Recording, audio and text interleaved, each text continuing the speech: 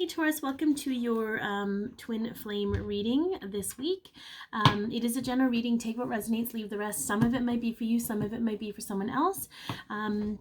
If it resonates, please like, share, comment, and or subscribe. If it doesn't, you'll know because you'll be trying to squeeze it into your life and you're not quite sure how it fits in. Check your moon sign, rising sign, or Venus sign because that could be more of the energy you're in today. I'm on Instagram. You can follow me at Candy Wishman, and I do personalized readings. The information is in the description box below. All right, let's take a look at the current energy between the two of you. Okay, so the first one didn't take any time whatsoever. Popping up was the 5th chakra, or the throat chakra, Archangel Gabriel. Speaking truth, hearing truth, seeing truth, understanding what truth really is. Sorry, I have to fix that alone. Understanding that what sometimes we perceive to be true isn't the truth. There's an energy of just sort of like stripping down to the basics, bearing down on the truth, getting real uncomfortable with it if you have to. Yeah, I feel like but it's in different ways. I feel like the feminine energy is being guided to really feel into the truth of her feelings, okay? And the masculine, I feel like they're going more through the truth of who they are. Okay. All right. Let's take a look at a past situation that's provided healing and learning for the two of you. Ooh, very interesting. Right away, demotion of the ego.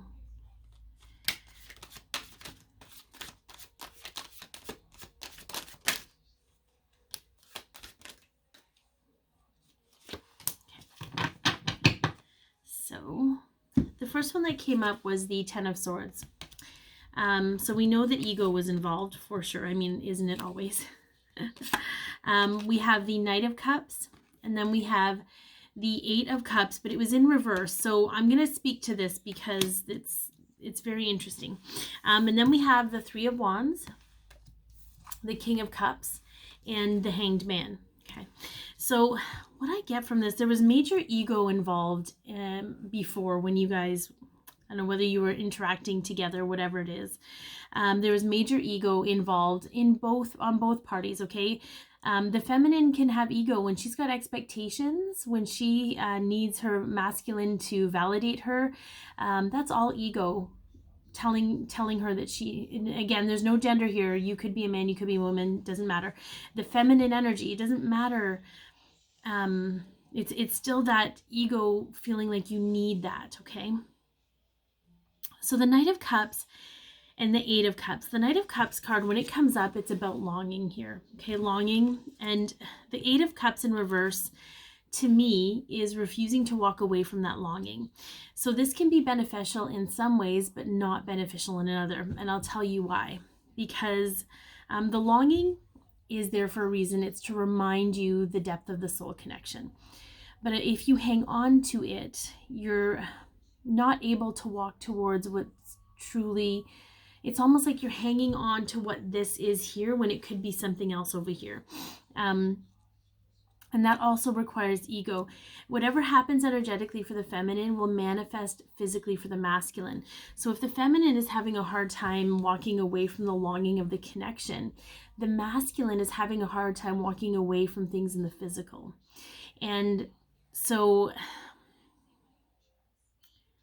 I feel like there's been some maybe realization or awareness around this for you, that it's just ego keeping you stuck there, like hanging on to that feeling because you'll never feel that again. But and that's probably true, you might not, but what if what the future has to hold for you is feels so much better, okay, than that one moment or those few moments of realization of what this connection really is. I feel like there's an essence of needing to let go. The 3 of Wands was in reverse, but to me, it's still the same message in this part here. The King of Cups, he is about dreams, but he's also about mastery of emotions, like self-mastery in the emotional realm. And I feel like there's an essence around, as long as you're envisioning a future to be a certain way, and allowing your emotions to keep you attached to that future, the hanged man, you're going to be stuck in this hanged man energy until you can shift that, until you can recognize that, one, you're going to be happy no matter what, because you're choosing yourself and you're choosing your own happiness. And two, our minds and our imagination are limited only by, we're limited because we only have certain experiences to go off of. It's impossible to imagine what the world, what the universe has to offer us in regards to our future. As long as you're waiting for your ship to come in, if you know, you'll notice here, she's on a beach and she's walking away. As long as you're just sitting there waiting on the beach for the ship to come in, the ship won't come in. Perhaps you're waiting on the wrong beach. Perhaps you shouldn't be waiting at all. Okay. So I feel like this situation that you guys have been in has provided a lot of awareness around, not only your own expectations, but your attachment to what you're hoping can come to fruition. Okay. This is a very delicate balance, and it's difficult to do. You can have hope for the connection. You can have hope for reconciliation. You can have hope for union, but you can't make that a priority, because the only way true union can happen is when you heal yourself and become an equal. Okay. All right, let's see how the connection is affecting you right now.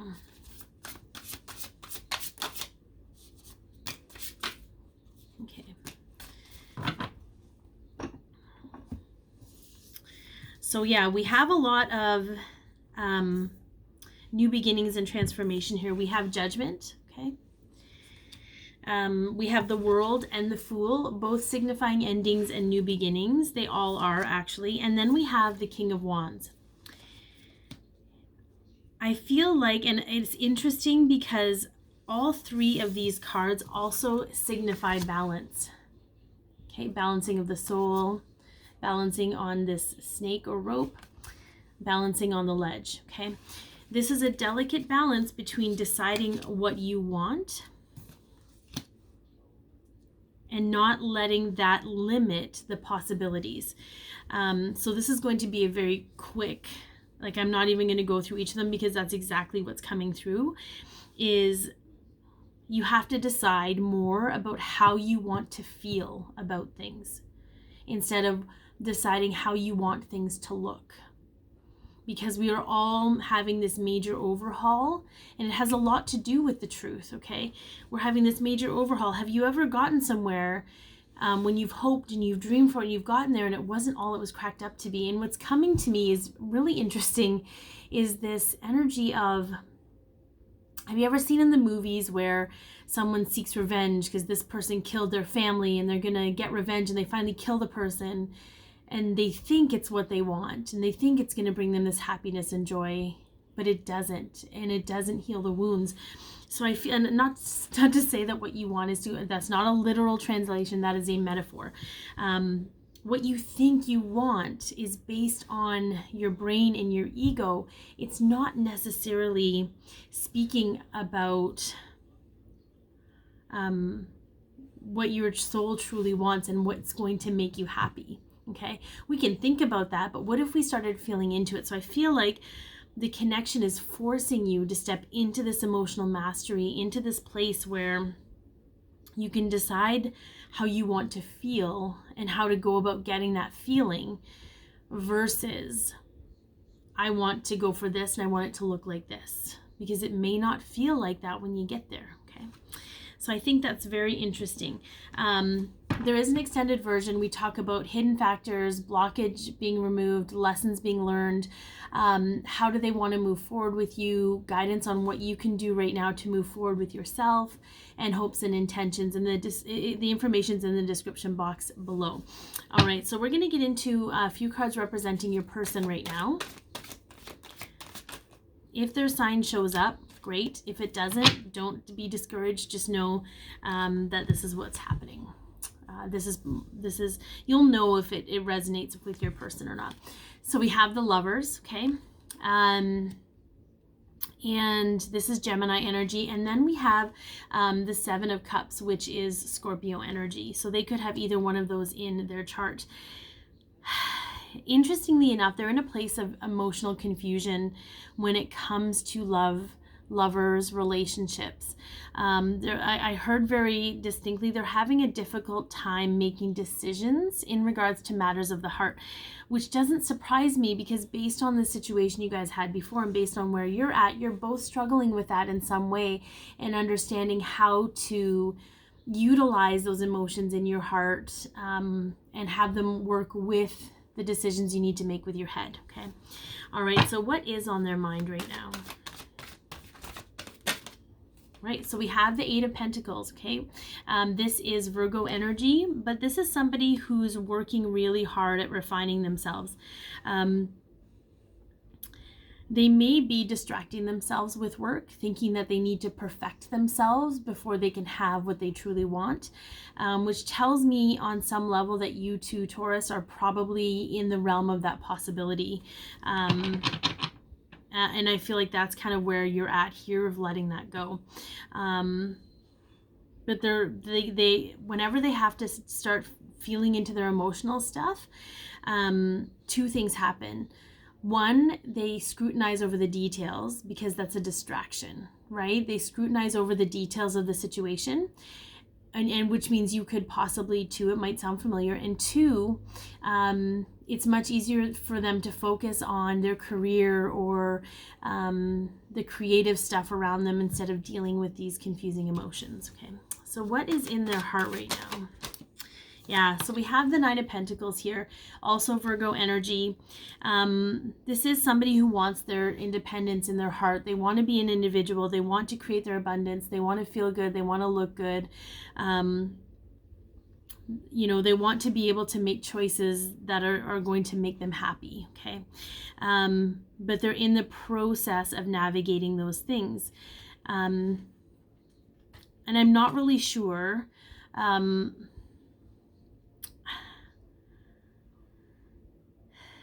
I feel like perhaps their concept of self-love isn't as thorough as it could be. And there's no judgment with that. It just seems on a very superficial level, like